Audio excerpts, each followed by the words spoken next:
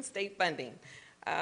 This is kind of the nut and bolts of how you receive your funding for CTE and the contact hours. So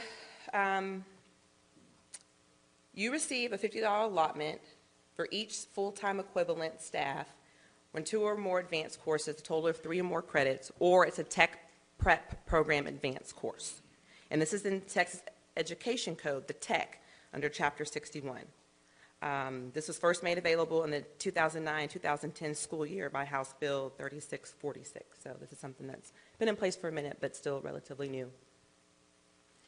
So for state funding purposes, the weight of CTE is 1.35, basically 35% of a weight more than your general funding. It's based on contact hours, where 1 FTE equals 30 hours per week, or 1080 contact hours per year. After talking to Amanda Bronson, who's a director over state funding at TEA, I know we talked about House Bill 2610 and converting stuff to minutes, and we already kind of use minutes in CTE with the 45, with the contact multipliers. We're not changing right now the number of contact hours per 180 days. I don't even see how we could make that a minute to multiply it by an hour to be able to get a percentage. So right now, this is how it stands. House Bill 2610 is not necessarily going to affect this with the minutes. We've had questions about that. So this, what's in the actual SAW right now, will stay the same even with the new language from House Bill 2610. So your V1 is your student's code. That's the contact hour multiplier. This assumes perfect attendance. Number of contact hours per day is the 1. You multiply that, and you get the portion of the FTE. It's on the right-hand side in that last column. So this is kind of hard to see. I'll read it. ABC Independent School District has 75 students coded a V1, 21 students coded a V2, 18 students coded a V3, and 5 students coded a V5. All of these students had perfect attendance for the school year. The district's number of CTE FTEs will be calculated as follows. So you have your different multipliers of your V codes, 75, 21, 18, and 5. You take the contact multiplier of the hour that corresponds, multiply that by the 180 days because they had perfect attendance, and it should give you the contact hours for that particular V1 student, V2 student, and then you add them up. So that is 35,280 contact hours. Divide that back by the 1080 contact hours, and you get 32.667 CTE FTEs. Okay? The CTE weighted funding equals the eligible CTE FTEs multiplied by the district's adjusted allotment. And you can find that on the summary of finance if you go to TEA's webpage and go to the A to Z index, click S for summary of finance, scroll down, and then you can put your district in and you can get this report. So ABC ISD has 32.667 eligible CTE FTEs and the adjusted allotment of 6,600. The district CTE weighted funding would be calculated with the 32.667 times the 6,000 times your weighted piece of the 1.35, which equals the $291,063. Everybody see how that was derived? How we got to that? Okay. If you wanted to, I've been asked to do something, and I think that this is probably going to be what it is. If you have a course that you're no longer offering, but the district said to you, how much money are we losing or would we be gaining if we offered X course? Is this how I would go about figuring that? Yes. And it's actually, there's a link, I believe it's live in the SAW, where it can take you to a template in Excel where you should be able to plug in numbers. Now, if it doesn't work, let me know because we're still working on the actual SAW piece for 15-16, so it should be helpful. It's very helpful in terms of planning or making a case for a new course down the road if you're able to offer some estimates. Especially to see what you may be losing or gaining if it's more revenue for a district. Well, we have another component that's going to be with the $50, what I talked about earlier. So we'll add that piece in, and that's what's based on the direct costs for the 58% on this. I was going to show you the actual calculation. This is the link that we have in the SAW that should be able to help with estimating your FSP CTE allotment. So the first part we have already done. That's the 291,063 part. So in addition to weighted funding, a school district is also eligible to receive a flat amount of $50 per FTE enrolled in 2 or more advanced CTE courses or an advanced course as part of a tech prep program under Tech Chapter 61. So here is where we would do the CTE advanced course funding with your eligible CTE FTEs times the $50. So we'll use ABC ISD again as an example. 16 of the 18 students coded V3 are eligible to generate this advanced course program funding based on their course or program enrollment, and all 5 of the 5 students coded V5 are eligible to generate the advanced course funding. This again assumes perfect attendance. So you have 16 V3 students times the contact hour multiplier of 3 times 180 days gives you the 86,400. The next one gives you the 4,500 contact hours. So this is a total of the 13,140 contact hours divided by the 1080, which gives you the 12.167 CTE FTEs. So here's where you would multiply this part by the $50, and then you get to 608, which is rounded. You would then add this part back to the 291,063, and so this should be your total amount in your weighted funding for your CTE advanced courses and your CTE courses. So this should be the part that, what you were mentioning. So is the advanced course designation determined by the number of contact hours, or is there a list? To my understanding, there's a list that you go to that has which ones are designated as advanced, certain courses. So if you go into, and hopefully the link is actually working when we update the SAW, you should be able to play around with the numbers and see if you have an idea based on what your student population will be, and then be able to hopefully get to an estimate of what your allotment will be for CTE. Okay? But there are some points to consider, because if you go and add, you have to add programs, you have to make a determination if your current student's currently in a class, and then you offer a new program and they go out of the class, and then you try to do your calculations, it's not going to generate any FTEs because they're moving from one program To another. program. And so You do have to take that into consideration. You're correct. offer another period or a class period a day which they can take class, then you have to estimate the number of students who are going from one period to 2 contact hours. You also have to estimate going through 2 to go to 3. 3s. I didn't say it was easy. I just said you could use it.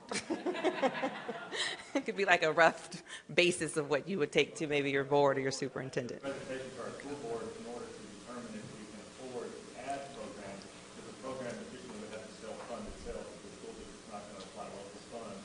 And so then that becomes, you're not going to get your estimates on your students until October, and then that's when you have to increase it, because you're not going to probably receive your settlement what you need. End of the year. So it's a long, involved process. It is. If you just wanted kind of a rough basis, this helps. Also, this is assuming perfect attendance. What demographics did student make perfect attendance? We took our previous year's average Perfect. attendance and multiplied all that out as we, and factored those kinds of considerations in, looked at our previous year's teams data and the natural ups and downs that you're discussing as well. There are some ways to project it if that's of interest, if you're considering a new program and you want to have a clear sense of it. In broad strokes, CTE students generate about a third more than students are funded in other academic areas. So that 1.35. 35%. You know, specificity, if you want to actually get down to planning, you can use those formulas and it can be quite helpful. That's so you actually estimate it on your people, you're actually estimating your full-time equivalents, and then you input that. Yeah. But then you're actually paid, you're paid later on the settlement by the time you're October, so overestimate and underestimate, that's a whole nother. It's a whole other issue. Consider attendance and all of Yeah. Hopefully you underestimate. Any other questions in regards? Is there a provision for students who become homebound? Do we have to withdraw them now from the CTE course if they are homebound? To my understanding, when they move into general education homebound, they still, whatever they were before they moved into that, they still, like the pregnancy-related and the special ed, they still qualify for the CTE. Any other questions on the funding part? Well, in that case, they have to be taught by us. It has to be a qualified, yes, it's still the same parameters for, You got still the same parameters in terms of qualifications and that you were in a regular classroom. So that homebound student will be taught by a CTE certified teacher, he or she would be eligible. So if not, If not, would not. so we have to change the schedule. just turn off the phone. Let me finish answering this question. So, in your case, you would have to turn off the phone for that specific work of time that you're on. You weren't spot on a certified teacher. But they want to see credit. Well, no, that could be taught by somebody who's not certified. Awarding credit is your Decision. We're talking about funding. We're talking about for funding purposes. You wouldn't get the weighted funding. So is there another question? Another question?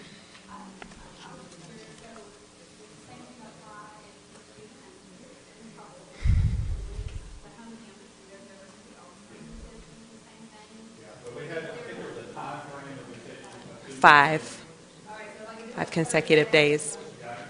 Well, if they're put into an interdisciplinary setting, it was the 5 consecutive days. And there's not a CTE teacher there to learn instruction, and you got to turn off the funding. For while he's there, he can turn the funding back on and turn it back. And this kind of scenario. If you have a CTE teacher out there teaching him, he's certified to teach that course, then he's fine. He's fine. During that time. So it's all about who the teacher is and who's doing the teaching. Well, equipment matters too. Can you switch? Oh. Tell your students not to get in trouble. Switch to the next one. Now, that's another question. I didn't, maybe we should. That's fine. No, go ahead, Dale. That instructional days or calendar days? You said on there that they need to be certified teacher within the Huh? Can it be any CTE They course? have to be certified for that course.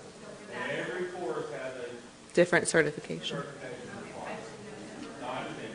And I think in the Certified to teach that course. So think about that. and the SAW also has the link actually that Robin and I found, where you can go click on the link and it will tell you what the certifications are for that particular course. So, yeah, next one. You can turn off, nowadays, Next you one. can turn off the funding and turn it back on, and your team's coordinator and your folks should know how to do that, and they should But- keep track of all those times. Documentation is the key for audit purposes. Please just make sure you have your documentation. I would hate for you to be asked to give back money to TEA based on inadequate documentation. Okay. Here's our contact information. These are real numbers. We've been accused of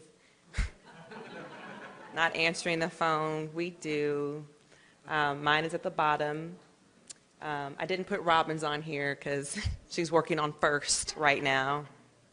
So for those that don't know FIRST, sorry, Financial Integrity Rating System of Texas. All of you districts and charter schools are rated on that. Question, the V code, who in the district would be normal person who would be keeping up with the V code?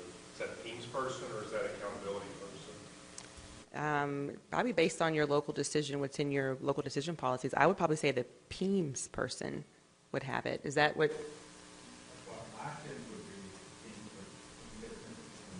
They can print you or tell you how to access those reports, so you can take a look and see what's being generated now. That was something we reviewed on a regular basis every year. Most directors do, because you're the one accounting for whether that's appropriate data. And I always used to do a butter sample of my report. I'd take a couple kids from every page on that report, pull up their schedules, and just do a common sense double check. Is this accurate? Is it grabbing data the way we want it to? The very first year I started,